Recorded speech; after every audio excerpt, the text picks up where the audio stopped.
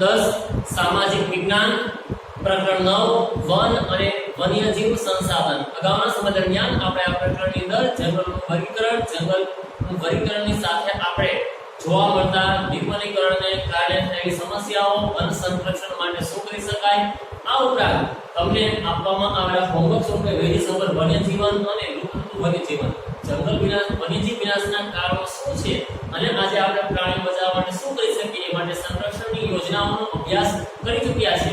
આજનો આપણા જે મુદ્દાઓ છે એ છે વન્યજીવ સંરક્ષણ યોજનાઓ છે। ઉપાયો અને યોજનાઓ બંને અલગ અલગ છે। આ એવા પ્રોજેક્ટ છે કે જેને કારણે દેશની અંદર જે તે પ્રજાતિના પ્રાણીઓ ઉપર જે પ્રોજેક્ટ અમલમાં મૂકવામાં આવ્યા ત્યારથી ઉત્તરોત્તર એમની સંખ્યામાં વધારો થયો હોય અથવા તો લુપ્ત થતા વન્યજીવનની નજીક રહેલા હોય એવા પ્રાણીઓ કે IUCN international union conservation of nature એટલે કે રેડ ફ્લેશ જેને તૈયાર છે રેડ એટલે કે એવા માપદંડો કે જે ભવિષ્યની અંદર પ્રજાતિઓ પ્રાણીઓની લુપ્ત થવાની છે એવી લુપ્ત થતી પ્રાણીઓની પ્રજાતિઓને બચાવવા માટે આજે લિસ્ટ નક્કી કરવામાં આવ્યું હતું। એને આધારે ભારત સરકારે આવી અમુક પ્રકારના પ્રાણીઓ માટેની યોજનાઓ, પરિયોજનાઓ કે પ્રોજેક્ટ અમલમાં મૂક્યા। વાઘ, હાથી, ગેંડા, ઘડિયાળ, મગર પ્રજાતિ છે, ગીધ અને હિમદીપડા આવા પ્રકારના આ સિવાયને પણ કાશ્મીરી હરણ હોય એમના માટેના પણ પરિયોજનાઓ ભારત દેશની અંદર આજે પણ શરૂ છે। એટલે જે તે પ્રજાતિઓ લુપ્ત થવાને આરે હોય એમના માટે ભારત સરકાર દ્વારા આજે અમુક પ્રકારની પરિયોજનાઓ સ્ટાર્ટ કરવામાં આવી છે। સમજીએ આપણે પેલી પરિયોજના પ્રોજેક્ટ ટાઈગર વાઘ પરિયોજના। આ પરિયોજના છે શરૂ કરવા પાછળનું કારણ એ હતું કે 20મી સદીના શરૂઆતની અંદર ઇન્ડિયાની અંદર લગભગ 40,000 જેટલા વાઘ હતા જે આજે 1000ની અંદર આવી ચૂક્યો। તો એના કારણે ભારત સરકારે છે એકત્રે વાઘની પ્રજાતિઓમાં વધારો થાય કારણ કે વિશ્વભરની વાઘની જે 8 પ્રજાતિઓ છે એમાંની એક ઇન્ડિયા પાસે બેંગાલ ટાઈગર નામની વાઘની પ્રજાતિ છે, પણ અમુક શિકારીઓ દ્વારા કે એના કુદરતી આવાસો ગુમાવવાને કારણે કે વૈજ્ઞાનિક ઢબે એની સારવાર યોગ્ય રીતે ન કરી શકવાને કારણે વાઘની સંખ્યા ઉત્તરોત્તર ઘટતી ગઈ। એટલે 20મી સદીના પ્રારંભે જે ઇન્ડિયામાં 40,000 વાઘ હતા એ આજે વાઘની સંખ્યાઓ ખૂબ જ ઓછી થઈ ગઈ છે। અનિયમિત ગેરકાયદેસર શિકાર અથવા તો નિર્મલીકરણને પરિણામે આપણે વાઘના અસ્તિત્વ માટે બહુ મોટો ખતરો ઊભો કરી નાખ્યો છે। આથી સરકારે આ બાબતે ધ્યાનમાં લઈ અને 1971ની સાલથી યાદ રાખજો આ MCQમાં અને એક વાક્યના ઉત્તરમાં પ્રશ્ન પૂછાઈ શકે છે। 1971માં વાઘના બચાવ વિરોધી આ પરિયોજનાને સ્ટાર્ટ કરી જેને આપણે પ્રોજેક્ટ ટાઈગર કહીએ છીએ કે ઓળખી છે, જે મુખ્ય વાઘના કુદરતી આવાસોને સુરક્ષિત રાખવા માટેની યોજના હતી અથવા તો એવા આવાસો જે ભૂતકાળની અંદર જ્યાં વાઘની પ્રજાતિઓ જોવા મળતી હોય। એક સમય એવો હતો કે ગુજરાતની અંદર ડાંગ જિલ્લામાં પણ વાઘની પ્રજાતિ જોવા મળતી। ડાંગ, પંચમહાલ, લાહોર આવા એરિયા જે મધ્યપ્રદેશના સરહદી વિસ્તારો હતા ત્યાં વાઘની સંખ્યા હતી। એટલે એવા વિસ્તારોમાં વાઘ હતા પણ વર્તમાન સમયમાં લુપ્ત થઈ ગયા છે। એટલા માટે 1971થી આ વાઘ પરિયોજના અમલમાં મૂકવી પડી છે। એટલે 1971 થી વાઘ માટે એવા 44 ક્ષેત્રો નક્કી કરવામાં આવ્યા કે જ્યાં માત્ર કુદરતી આવાસોની અંદર વાઘ વિચરી શકે, રહી શકે, વસવાટ કરી શકે અથવા તો મુક્ત વાતાવરણને પ્રાપ્ત થાય, શિકારીઓથી એમને બચાવવામાં આવે। આવા વાઘ માટેના 44 ક્ષેત્રો કાર્ય કરવામાં આવ્યા। અસમ, પશ્ચિમ બંગાળ, મધ્યપ્રદેશ આવા વિસ્તારોની અંદર, કર્ણાટક આવા વિસ્તારોની અંદર વાઘની પ્રજાતિઓના સતત માટે વધારો થાય એ માટે થઈને વાઘ પરિયોજના અમલમાં મૂકવામાં આવી અને આપણને સારું પરિણામ પણ પ્રાપ્ત થયું છે અને વર્તમાન સમયની અંદર વાઘની સંખ્યા સતત માટે વધી રહી છે। નંબર 2 આવે છે પ્રોજેક્ટ એલિફન્ટ હાથી પરિયોજના। 1992માં હાથી પરિયોજના સ્ટાર્ટ કરવામાં આવી। 1971માં હતી એ હતી વાઘ માટેની પરિયોજના। 1992માં છે એ છે પ્રોજેક્ટ એલિફન્ટ હાથી પરિયોજના। એનો મુખ્ય હેતુ એ હતો કે હાથીઓને તેમના કુદરતી આવાસોમાં સંરક્ષણ આપવા અને કુદરતી નિવાસસ્થાનો તેમના સ્થળાંતરના માર્ગોને સંરક્ષણ કરવું એ એનો મુખ્ય ઉદ્દેશ્ય હતો। આજે જાણીએ છીએ કે આપણે હાથી છે એ ખૂબ ઓછી માત્રામાં છે, વળી પાલતુ પ્રાણી તરીકે વિશેષ પ્રમાણમાં જોવા મળે છે। જંગલોમાં ખુલ્લી રીતે કર્ણાટક કે એવા રાજ્યોમાં જે છે અસમ, પશ્ચિમ બંગાળ આવા રાજ્યોમાં હાથીઓ છે ખરા પણ બહુ ઓછી માત્રામાં તો કહી શકાય કે જંગલોની અંદર વસવાટ કરતા હોય, મુક્ત વાતાવરણમાં રહેતા હોય એવા હાથીની સંખ્યા ખૂબ જ ઓછી છે। અને અમુક એરિયા એવા છે કે જ્યાં હાથીઓ માટેના રસ્તાઓ છે કે જ્યાં કોરિડોર તરીકેનું નિર્માણ કરવામાં છે કે જ્યાં હાથીઓ સતત માટે આવન જાવન કરતા હોય છે। હાથીઓ વિચરતી જાતિનો પ્રાણી કહી શકાય, એક સ્થળે અહીં હોય તો બીજા સ્થળે પછીના તબક્કામાં પહોંચે છે। એટલે ઘાસચારા ઉપર આધાર રાખવું તો જ્યારે જંગલોની અંદર આવા પ્રાણીઓ જે રસ્તો છે એવા રસ્તાઓમાં ઘણી વખત શિકારીઓ દ્વારા એમના દાંત મેળવવા માટેનો શિકાર કરવામાં આવતો હોય છે કે અમુક એમના હાડકાઓ મેળવવા માટેનો શિકાર કરવામાં આવતો હોય છે. તો આવું રક્ષણ આપવામાં આવે એ હેતુથી હાથી પરિયોજના શરૂ કરવામાં આવી સાલથી 1992. હાલમાં દેશમાં હાથીઓ માટેના 26 જેટલા સંરક્ષિત વિસ્તારો નક્કી કરવામાં આવ્યા છે. અહીં બે તફાવત યાદ રાખજો. વાઘ પરિયોજના 1971, હાથી પરિયોજના 1992. વાઘ માટે 44 ક્ષેત્ર, હાથી માટે 26 ક્ષેત્ર. આ બે વસ્તુ યાદ રાખજો. ત્યારબાદ આવે છે એશિયન ગેંડા પરિયોજના. એક સિંગી ગેંડા. આ એક સિંગી ગેંડાનો જે છે એ નાશ થવા પાછળનો જવાબદાર કારણ પણ એમનો ગેંડાઓનું સિંગ હતું, જે એક જ હોય છે કે એક સિંગમાંથી એમનાથી દવાઓ બનાવવા માટે કે અન્ય પ્રકારની વસ્તુઓ માટે ઘણી વખત એનો શિકાર કરવામાં આવ્યો. અસમના દલદલીય વિસ્તારોની અંદર જોવા મળતા આ એક સિંગી ગેંડાઓ આજે ભાગ્યે જ આપણને જોવા મળે છે, કારણ કે ધીમે ધીમે કરતા જેને કે એક પ્રકારનું સ્લો પોઈઝન છે, આની સંખ્યા સતત માટે ઘટતી ગઈ. આજે એ આંકડો આવેલો હોય કે જ્યારે આપણે બહુ જૂજ માત્રામાં કે દુર્લભ કહી શકાય કે પ્રમાણના ગેંડાઓ જોવા મળે છે. એટલે સરકારે આજે આના માટે ગેંડા પરિયોજના સ્ટાર્ટ કરી છે. ભારતમાં મોટા ભાગના ગેંડા અસમ રાજ્યમાં જોવા મળે છે. આ ઉપરાંત પશ્ચિમ બંગાળના સુંદરબનના જંગલોમાં પણ જોવા મળે છે. આ બાબતને ધ્યાનમાં રાખી અને ભારતમાં આમના માટે શરૂ કરવામાં આવે છે રાઇનો મિશન. રાઇનો મિશન ગેંડા. ગેંડા માટે દ્રષ્ટિકોણથી ગેંડા માટેની પરિયોજના 2020 મુજબ શરૂ કરવામાં આવી છે અને એ વ્યૂહરચના આપણા 2020 પ્રમાણે ગેંડાઓની સંખ્યાઓ વધશે એ અપેક્ષા એ આ યોજના શરૂ કરવામાં આવી છે. કારણ કે જ્યારે આપણો કોર્સ છપાય ત્યારે છે 2020 વર્ષ ન હતું, વર્તમાન સમયમાં 2020 વર્ષ ચાલુ છે, પણ ગેંડા પરિયોજના માટે 2020 નો ટાર્ગેટ રાખવામાં આવ્યો કે 2020ની સાલમાં ભારતની અંદર 3000 ગેંડાઓ હોવા જોઈએ. કારણ કે એક તબક્કો એવો આવેલો હોય છે જો આમ નહીં ચાલે તો ગેંડાઓ ભારતની અંદર જોવા મળશે. જેમ કે ચિત્તો એ ભારતમાંથી લુપ્ત થયેલું પ્રાણી છે. આમ જો ગેંડાઓને બચાવવામાં ન આવે તો એક સમય એવો પણ આવી શકે કે જ્યારે ગેંડાઓની પ્રજાતિઓ થશે લુપ્ત થઈ જશે. હવે ઘડિયાળ પરિયોજના એટલે કે મગર. મીઠા પાણીમાં જોવા મળતી મગરની પ્રજાતિ માટે 1970ના દશકમાં લુપ્ત થવાને આરે ત્યારે ભારત સરકાર દ્વારા સમયસર પગલાં લઈ અને મગર પરિયોજના શરૂ કરવામાં આવી, જ્યાં મગરની સંખ્યાઓ સતત માટે વધી શકે. આજે ગુજરાતની વડોદરાની વિશ્વામિત્રી નદી હોય અથવા તો ઓઝર નદીઓ જુનાગઢ જિલ્લાની અંદર અમુક ડેમ છે, એવા ઘણા ડેમોની અંદર છે કે મગરની પ્રજાતિઓ વસવાટ કરી રહી છે. 1970ના સાલમાં સરકાર જાગૃત થઈ, કારણ કે સતત માટે જે મગરો હતી એની સંખ્યા સતત માટે ઘટી રહી હતી. મગરની એક પ્રજાતિ એટલે ઘડિયાળ એની સંખ્યા ખૂબ જ ઓછી માત્રામાં હતી. ચાંચવાળી જેને કહી શકાય એવા પ્રકારની મગર જે છે એ ઘડિયાળ તરીકે ઓળખી શકાય. આવી મગરો ઇન્ડિયામાં બહુ ઓછા માત્રામાં હતી, એને કારણે સરકારે એ બાબતને ધ્યાનમાં લઈ આજે મગર ઉછેર કેન્દ્રો નિર્માણ કર્યા છે. તમે ગીરમાં જશો ત્યાં પણ મગર ઉછેર કેન્દ્ર છે. આવા ભારતભરમાં બહુ માત્રામાં ફેલાયેલા મગર ઉછેર કેન્દ્રો છે કે જ્યાં મગરને સાચવવામાં આવે છે, એની પ્રજાતિનો વિકાસ કરવામાં આવે છે, પછી અમુક પ્રકારના નર અને માદા જે છે એ મગરોને ખુલ્લી નદીઓમાં છોડી દેવામાં આવે છે, જેના કારણે મગરની સંખ્યામાં શું થાય? વધારો. એટલે મગર પરિયોજનાનો પ્રારંભ આમ 1970ના સાલે થઈ ચૂક્યો હતો, કારણ કે ત્યારે જ તબક્કા દરમિયાન સરકારને ખ્યાલ આવી ગયો હતો કે જો આ પરિયોજના સ્ટાર્ટ કરવામાં નહીં આવે તો ભવિષ્યમાં ઘડિયાળ નામની મગરની પ્રજાતિ ઇન્ડિયામાં હશે નહીં. નેક્સ્ટ ગીધ પરિયોજના. ગીધ એક કુદરતનો સફાઈ કામદાર કહી શકાય, એટલે કે મૃત પશુઓ છે એમનો ઢોર કે માંસ છે એમનો આહારમાં લે છે. આથી આ પર્યાવરણને દૂષિત થતા બચાવે છે. એટલે મૃત પ્રાણીઓનું માંસ ખાય અને માંસને સાફ કરતો હોવાને કારણે કહી શકાય કે પર્યાવરણને દૂષિત થતા બચાવી શકે છે.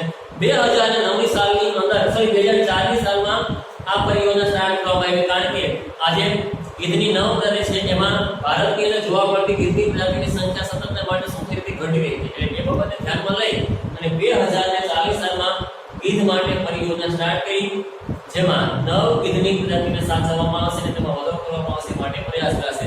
આજે ગીધની સંખ્યા ઘટવા પાછળ ઘણા કારણો છે, જેમ કે પશુઓના સારવાર માટે કે દૂધ વધુ આપે એ માટે ડાયક્લોફેન્સ નામની દવા વપરાય છે. ડાયક્લોફેન્સ નામના ઇન્જેક્શન મારેલા જે પશુઓ છે એ પશુઓ મૃત્યુ પામે ત્યારે એવું માંસ જે છે એ ગીધ ખાય તો આના કારણે ગીધને પણ એનો રોગ લાગુ પડે છે. ગીધની સંખ્યા સતત માટે નાશ થઈ કે મૃત્યુ પામતા ગયા, ગીધની સંખ્યા ઘટતી ગઈ. આ ઉપરાંત આજે ગીધને પૂરતી માત્રામાં ખોરાક ન મળવાને કારણે પણ ભૂખમરાને કારણે પણ ગીધની સંખ્યાઓ સતત માટે ઘટતી ગઈ. એટલે સરકાર દ્વારા 2004ની સાલથી ગીધની સંખ્યા વધે એ માટે પ્રયાસો કરવામાં આવ્યા. આ સિવાય હિમ દીપડા પરિયોજના છે. હિમાલય લગભગ 3000 મીટરની ઊંચાઈ જોવા મળતી આ પ્રજાતિ માટેની યોજના શરૂ કરવામાં આવી, કારણ કે સ્થાનિક લોકોને અને જાગૃતિના અભાવને કારણે જે બર્ફીલા પ્રદેશમાં જોવા મળતા દીપડાઓ હતા એનો સતત માટે શિકાર કરવામાં ગયો, જેના કારણે દીપડાઓની સંખ્યા ઘટતી ગઈ. આથી સરકારે પહેલો પ્રયાસ એ કર્યો કે સ્થાનિક લોકો ઉત્તરાખંડ, હિમાચલ પ્રદેશ વાળા રાજ્યો હતા એવા રાજ્યોની અંદર જઈને લોકોને જાગૃત કરવામાં આવ્યા કે દીપડાઓની રક્ષણ કરવું જોઈએ અને વધારે માત્રામાં દીપડાઓની સંખ્યા વધે એ માટે પ્રયાસો હાથ ધરવા જોઈએ. આ ઉપરાંત કાશ્મીરમાં જોવા મળતા હરણ, વિશેષ પ્રકારનું હરણ એ અંગુલ પરિયોજના છે. મણિપુરમાં પણ જોવા મળતી હરણની પ્રજાતિ માટે ખામીર પરિયોજના મણિપુર રાજ્ય યોજના છે. અને ગંગા બ્રહ્મપુત્ર નદીમાં જોવા મળતી ગંગે ડોલ્ફિન એટલે કે ગંગા ડોલ્ફિન પરિયોજના પણ સ્ટાર્ટ છે. આ અમુક પ્રકારે પ્રજાતિઓ સાચવવા માટેની પરિયોજનાઓ કહી શકાય કે જેનાથી જે પ્રજાતિની સંખ્યામાં વધારો થઈ શકે. કારણ કે જો આમ ચાલે તો એ પ્રજાતિઓ ફૂટી જાય અને બની શકે એવું કે આ પૃથ્વી ઉપર એકલો માનવી વસવાટ કરે, માત્ર માનવી આ પૃથ્વી પર વસવાટ કરતો હોય તો માનવી ખુદ પોતે એકાંત અનુભવશે. એટલે શક્ય હોય એટલી માત્રામાં આપણા થકી સરકારનો તો પ્રયાસ થાય છે, પણ આપણા થકી પણ પ્રાણીને કોઈ પણ પ્રકારનું નુકસાન ન થાય એ જોવાની પેલી ફરજ આપણી બનતી હોય છે. એટલે સરકારે પ્રાણીઓ, વનસ્પતિ અને એનું રક્ષણ થાય એટલા માટે અમુક પ્રકારના એરિયા નક્કી કર્યા છે. અભયારણ્ય, સેન્ચ્યુરી, રાષ્ટ્રીય ઉદ્યાન, નેશનલ પાર્ક, જૈવ આરક્ષ ક્ષેત્ર, બાયોડાયવર્સિટી ફીલ્ડ, આવા 3 પ્રકારના કુદરતી નિવાસો નિર્માણ કર્યા કે જ્યાં પ્રાણીઓ અને વનસ્પતિઓ કે અમુક પ્રકારનો ત્યાં વસવાટ કરતો માનવ સમુદાય શાંતિથી એકાંતથી જીવન જીવી શકે, એમની સંખ્યાઓ સતત માટે વધી જાય, એમના જે રહેઠાણો છે એના શિકાર કરવા માટે કે એમની કુદરતી આવાસોમાં કોઈ ખલેલ ન પહોંચાડે એ માટે આ 3 પ્રકારના જંગલોનું નિર્માણ હંમેશા સરકાર દ્વારા, કેન્દ્ર સરકાર દ્વારા કે સંયુક્ત રાષ્ટ્રના કાર્યક્રમો અન્વયે કરવામાં આવતું હોય છે. સમજીએ, ઘણી વખત બોર્ડની પરીક્ષામાં આ પ્રકારના પ્રશ્નો પૂછાતા હોય છે. અભયારણ્ય અને રાષ્ટ્રીય ઉદ્યાનનો તફાવત જણાવો. જૈવ આરક્ષિત ક્ષેત્ર એટલે શું અથવા તો રાષ્ટ્રીય ઉદ્યાન એટલે શું? 2 માર્કમાં હોય. ઘણી વખત બંને પ્રશ્નો સાથે મૂકીને 3 માર્કમાં પૂછેલ હોય કે ઘણી વિશે એક વાક્યમાં માહિતી આપો તો જવાબ 2 ગુણમાં હોઈ શકે. એક વાક્યના ઉત્તરમાં પણ પૂછાય. એટલે સમજીએ, અભયારણ્ય કોને કહેવાય, રાષ્ટ્રીય ઉદ્યાન કોને કહેવાય, જૈવ આરક્ષિત ક્ષેત્ર કોને કહેવાય. સિમ્પલી એક વાક્યમાં તમને પહેલા માહિતી આપું. અભયારણ્યની અંદર કોઈ એક વિશિષ્ટ પ્રકારના પ્રાણીની પ્રજાતિને સાચવવા માટે જે જંગલનું નિર્માણ થયેલું હોય, જંગલો છે પણ જે કોઈ પ્રદેશનું નિર્માણ કરવામાં આવેલું હોય એને અભયારણ્ય તરીકે ઓળખવામાં આવે. રાષ્ટ્રીય ઉદ્યાન જ્યાં એક કરતા વધારે પ્રાણીઓને સાચવવા માટેનું જે એકંદરે નિર્માણ થયેલું જંગલ છે તે સરકાર દ્વારા નિર્માણ કરેલો એરિયા છે એને રાષ્ટ્રીય ઉદ્યાન તરીકે ઓળખવામાં આવે. જૈવ આરક્ષિત ક્ષેત્ર જ્યાં પ્રાણીઓ પણ છે વધુ માત્રામાં, જ્યાં વનસ્પતિઓને પણ સાચવવામાં આવે છે અને એ જંગલોની વસવાટ કરતી વિશિષ્ટ આદિવાસી કે કોઈ જનજાતિઓ હોય કે સમુદાય વસવાટ કરતો હોય એમનું પણ રક્ષણ કરવામાં આવતું હોય એને જૈવ આરક્ષિત ક્ષેત્ર કહેવાય. અભયારણ્ય દેખભાળ અને નિર્માણ કે નિયંત્રણ રાજ્ય સરકાર હેઠળ હોય. રાષ્ટ્રીય ઉદ્યાન રાજ્ય સરકાર અને કેન્દ્ર સરકાર બંને સાથે હોય. જૈવ આરક્ષિત ક્ષેત્ર કેન્દ્ર સરકાર, રાજ્ય સરકાર અને સંયુક્ત રાષ્ટ્રના વિકાસ કાર્યક્રમ દ્વારા આ ત્રણેય વસ્તુઓનો વ્યવસ્થિત આ પ્રકારનું જૈવ આરક્ષિત ક્ષેત્ર ચાલતું હોય છે. સમજીએ હવે અભયારણ્ય ચોક્કસ મર્યાદામાં માનવ પ્રવૃત્તિઓને અનુમતિ આપવામાં આવે છે. હા, આ વસ્તુ કહી શકાય કે અભયારણ્યમાં માનવીને પ્રવેશની મંજૂરી છે પણ ક્યાં માત્રામાં? તો કે ચોક્કસ માત્રામાં, મધ્યની અંદર નહીં, જંગલના કિનારાવાળા પ્રદેશમાં જ્યાં સ્થાનિક લોકો વસવાટ કરે છે એમને મંજૂરી આપવામાં આવે છે. ત્યાં જઈ અને લાકડાઓ કાપી શકાતા નથી. આ વસ્તુ યાદ રાખજો. સત્તાધિકારી પાસેથી અનુમતિ મેળવવી પડશે. પશુ ચરાવવાની છૂટ મેળવી શકે છે પણ લાકડા કાપવાની છૂટ મળી શકતી નથી. તમે પશુ ચરાવવા માટે ત્યાં જઈ શકો છો જો ત્યાં સ્થાનિક પ્રદેશમાં વસવાટ કરતા હોય તો, પણ એના માટે તમારે પહેલા તો ફોરેસ્ટ ડિપાર્ટમેન્ટ પાસેથી મંજૂરી મેળવવી પડશે. પશુ ચરાવવાની તમને છૂટ આપવામાં આવશે પણ ક્યારેય વૃક્ષો કાપવાની તમને છૂટ આપવામાં આવશે નહીં. નંબર 3 એમાં શું છે કે વન્યજીવ અભયારણ્યની સ્થાપના કોઈ એક વિશિષ્ટ પ્રજાતિના સંરક્ષણ માટે કરે છે. અભયારણ્ય જે છે એ આખો વિભાગ ખર્ચ દેખરેખ રાજ્ય સરકાર હેઠળ થતી હોય છે. મેં તમને અગાઉ કીધું કે અભયારણ્ય છે એ કોઈ એક વિશિષ્ટ પ્રજાતિના રક્ષણ માટે નિર્માણ કરવામાં આવેલું હોય છે જે માત્ર ને માત્ર કે રાજ્ય સરકાર દેખરેખ હેઠળ હોય છે. હવે આપણે સમજીએ, ગીર અભયારણ્ય પણ છે, રાષ્ટ્રીય ઉદ્યાન પણ છે. પણ હવે તમે અભયારણ્ય ન કહી શકો, હવે રાષ્ટ્રીય ઉદ્યાન કહેવું પડે. કારણ કે જ્યારે એની સ્થાપના થઈ ત્યારે અભયારણ્યનું કારણ કે ત્યારે માત્ર સિંહને સાચવવા માટે તે સ્થળ કે તે આખો એરિયા નક્કી થયો હતો. હવે એમાં માત્ર સિંહ નથી, સિંહ સિવાયની અનેક પ્રકારની પ્રાણીની પ્રજાતિ વસવાટ કરે છે એટલે એને નેશનલ પાર્ક, રાષ્ટ્રીય ઉદ્યાન ઘોષિત કરવામાં આવ્યું છે. માની લો કે કોઈ એક પ્રાણીની પ્રજાતિ માટે જ ઈ એરિયા કામ કરતો હોય તો એમને અભયારણ્ય તરીકે ઓળખવામાં આવે. એક કરતા વધુ હોય તો શું બને છે? રાષ્ટ્રીય ઉદ્યાન. અભયારણ્ય એકવાર કોણ કરે છે? રાજ્ય સરકાર. આજે ભારતમાં આવેલા અમુક પ્રકારના અભયારણ્ય જેમાં પેરિયાર છે એ કેરળમાં છે, ચંદ્રપ્રભા એ ઉત્તર પ્રદેશમાં છે, કેતુરનાગરમ એ તેલંગાણામાં આવેલું અભયારણ્ય છે. 2020 ની અંદર માર્ચ 2020 માં બોર્ડની પરીક્ષામાં નકશામાં પૂછાયેલો પ્રશ્ન કેતુરનાગરમ અભયારણ્ય દર્શાવો તેલંગાણામાં આવે છે. આ યાદ રાખજો. પેરિયાર કેરળની અંદર, ચંદ્રપ્રભા ઉત્તર પ્રદેશની અંદર અને કેતુરનાગરમ તેલંગાણાની અંદર. નંબર 2 રાષ્ટ્રીય ઉદ્યાન અભયારણ્યની તુલનામાં વધારે સંરક્ષિત ક્ષેત્ર છે. એટલે અહીં એક કરતા વધારે પ્રજાતિઓ છે એ વિશેષ પ્રજાતિઓ માટે તેને નિર્માણ કરવામાં આવેલું છે. અહીં ચોક્કસ અનુમતિ સાથે અભયારણ્યમાં મંજૂરી આપી હતી પણ અહીં મંજૂરી મળવાની શક્યતાઓ છે નહીં. અહીં માત્ર એક પ્રાણી નહીં, એક કરતા અનેક પ્રાણીઓ સાચવવા માટે પ્રયાસ કરવામાં આવ્યો છે. પાલતુ પશુઓને ચરાવવા માટે સંપૂર્ણ પ્રતિબંધ છે. અભયારણ્યમાં પાલતુ પશુઓ ચરાવવા માટે અમુક પ્રદેશ સત્તાધિકારી પાસેથી મંજૂરી મેળવી છે. અહીં તમને કોઈ પણ પ્રકારની પાલતુ પશુઓ ચરાવવા માટે છૂટ મળતી નથી. નંબર 4 એમાં અભયારણ્ય કોઈ એક પ્રજાતિ ઉપર ધ્યાન કેન્દ્રિત કરતું નથી પણ એક કરતા વધારે બાબતો ઉપર ધ્યાન રાખે છે. એટલે કોઈ એક પ્રાણી નહીં પણ એક કરતા વધારે પ્રાણીઓ ઉપર. આની સ્થાપના રાજ્ય સરકાર અને કેન્દ્ર સરકાર બંનેના સંકલનથી થાય છે. રાજ્ય સરકાર એટલા માટે આમાં સંયુક્ત છે જોડાયેલ છે કારણ કે જે તે જંગલ છે એ રાજ્યની માલિકીમાં આવ્યું છે. એનો નિભાવ ખર્ચ કે અથવા તો એમાં વિકાસ માટે જે ગ્રાન્ટ કેન્દ્ર સરકાર તરફથી ફાળવવામાં આવશે. એટલે રાજ્ય સરકાર અને કેન્દ્ર સરકાર બંને સંયુક્ત રીતે જોડાયેલા હોય છે. કાઝીરંગા અસમમાં છે, કોરબેટ ઉત્તરાંચલમાં છે, વેળાવદર ગુજરાતમાં છે, દરિયાઈ રાષ્ટ્રીય ઉદ્યાન જામનગર પિરોટન ટાપુ ત્યાં આવેલ છે, ગીર ગુજરાતમાં છે અને નચીગામ જમ્મુ કાશ્મીરમાં આવેલું રાષ્ટ્રીય ઉદ્યાન છે. આ સિવાયના અનેક રાષ્ટ્રીય ઉદ્યાન પણ બની શકતા હોય. આપ એનું લિસ્ટ પણ તૈયાર રાખી શકો છો. જૈવ આરક્ષિત ક્ષેત્ર બાયોડાયવર્સિટી ફીલ્ડ કોને કહી શકાય એની માહિતી મેળવી આપણે મિત્રો. તેની રચના આંતરરાષ્ટ્રીય માપદંડો અનુસાર થાય છે. એટલે કે અહીં પ્રાકૃતિક અને સાંસ્કૃતિક આ બંને બાબતોની ખ્યાલ રાખવામાં આવે. પ્રાકૃતિકમાં પ્રાણીઓ અને વનસ્પતિઓ આવે છે. સાંસ્કૃતિકમાં જો કોઈ વિશેષ સંસ્કૃતિ ધરાવતા આદિમાનવો આદિવાસી સમુદાય હોય કે જનજાતિઓ હોય એ ત્યાં વસવાટ કરતી હોય તો એમને પણ ત્યાં સાચવવા માટેના પ્રયાસો કરવા જોઈએ. પ્રાકૃતિક અને સંસ્કૃતિ બંનેના વિકાસ માટે જે નિર્માણ થયેલા સ્થળો છે એને જૈવ આરક્ષિત ક્ષેત્ર તરીકે ઓળખવામાં આવી શકે છે.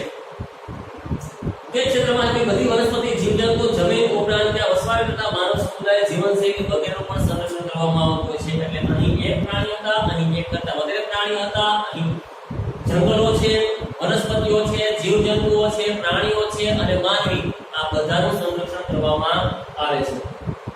અહીં ઘણી વખત વિશેષ પ્રકારના સંશોધન કે તાલીમ માટેના કેન્દ્રો પણ નિર્માણ કર્યા હોય જે પ્રકૃતિ માટેનું સંશોધન કરી રહ્યા હોય છે. આ ઉપરાંત અહીં માનવીય ગતિવિધિઓને સંપૂર્ણપણે પ્રતિબંધ હોય છે. અંદરના વસવાટ કરતી જનજાતિઓ છે ત્યાં વસવાટ કરી શકે છે, રહી શકે છે, હરીફરી શકે છે પણ બહારનો કોઈ પણ વ્યક્તિ ત્યાં મૂડીરોકાણ કરી શકતો નથી, જમીન મિલકત સંપાદન કરી શકતો નથી, આવન જાવન કરી શકતો નથી, હરવા ફરવા માટે કોઈ પણ પ્રકારની છૂટછાટ હોતી નથી. આ પ્રકારના જે એરિયા હોય છે એ હંમેશા યાદ રાખજો 5000 ચોરસ કિલોમીટર કરતા મોટા હોય છે. એટલે કચ્છના નાના રણમાં ભૂરખર પ્રાણીઓ માટે 2008ની સાલમાં આજે જૈવ આરક્ષિત ક્ષેત્રને ઘોષિત કરવામાં આવ્યું. નીલગિરી છે એ જૈવ આરક્ષિત ક્ષેત્ર છે. તમિલનાડુ, કર્ણાટક અને કેરળ ત્રણેયની બોર્ડર સરહદ ઉપર આવેલું છે, બોર્ડર ઉપર આવેલું છે. મનારની ખાડી તમિલનાડુના જૈવ આરક્ષિત ક્ષેત્રો આજે નીલગિરી તમિલનાડુ, કર્ણાટક અને કેરળ ત્રણેયની સરહદ ઉપર આવેલું છે. ત્યારબાદ મનારની ખાડી શ્રીલંકા અને દક્ષિણ ભારતમાં તમિલનાડુની છે વચ્ચેનો જે દરિયાઈ કિનારો છે કે અખાત છે, મનારનો અખાત તરીકે ઓળખી શકાય છે. દરિયાઈ જીવસૃષ્ટિમાં જૈવ આરક્ષિત ક્ષેત્ર છે. ગ્રેટ નિકોબાર ટાપુની અંદર વસવાટ કરતી જનજાતિઓ અને જંગલો અને પ્રાણી સાચવવા માટે ગ્રેટ નિકોબાર ટાપુ જે દેશ છે કે ગ્રેટ નિકોબાર એ જૈવ આરક્ષિત ક્ષેત્ર ઘોષિત કરવામાં આવ્યું છે. સુંદરવન પશ્ચિમ બંગાળમાં છે, પંચમઢી મધ્યપ્રદેશની અંદર છે. આવા અનેક જૈવ આરક્ષિત ક્ષેત્રો ભારતની અંદર આવેલ છે. આ ઉપરાંત તમને વાત કરીએ કે ગુજરાતની અંદર કચ્છના નાના રણમાં 2008ની સાલથી આજે ઘુડખર નામની વિશેષ જે છે એ ગજરાની પ્રજાતિ માટે જે જૈવ આરક્ષિત તરીકે ઘોષિત કરવામાં આવ્યું છે. મિત્રો આ પ્રકરણની અંદર આપણે ઘણી બધી પ્રકારની વાતો કરી છે પણ આજે વિકાસના નામે માનવી જે રીતે પોતે હરણફાળ કરી રહ્યો છે અથવા જે રીતે વિકાસ સાધી રહ્યો છે કદાચ ભવિષ્યમાં એવું પણ બની શકે કે પ્રાણી વનસ્પતિ એ સાવ નાશ પામે અને માનવી એકલો કટલો પડી જશે ત્યારે વિકાસની પ્રક્રિયા સાવ એટલે સાવ થમી જશે. આપણે વૃક્ષોનું પ્રમાણ ઓછું રાખવું જોઈએ, વૃક્ષો પર્યાવરણને નુકસાન ન કરવું જોઈએ, શક્ય હોય ત્યાં સુધીનું જતન થાય તે માટેના પ્રયાસો કરવા જોઈએ, જે નુકસાન કરતા હોય એના લોકોને સમજાવવા જોઈએ અથવા માહિતગાર કરવા જોઈએ. સરકારે એના માટે નિયમો બનાવેલા છે, પણ એ નિયમોનું પાલન માત્ર કાગળ પર ન રહી અને એનું પાલન થાય એ માટે પણ આપણે પ્રયાસો કરવા જોઈએ. આપણે આ પ્રકરણને એક પૂરું કરીએ છીએ. આ પ્રકરણની અંદર આપેલા પ્રકરણના અંકનું જે સ્વાધ્યાય છે એ આપણે આપણી ટેક્સ્ટબુકની અંદર લખવાનું છે. જો આપણે અગાઉ પ્રશ્નો લખી નાખેલા છે જે મેં તમને અગાઉના લેક્ચરમાં આપેલા હતા તો આપણે લખવાની જરૂર નથી, પણ એ સિવાયના જે કોઈ સ્વાધ્યાયમાં પ્રશ્નો આવતા હોય એ આપણે આપણી ફેરબુકની અંદર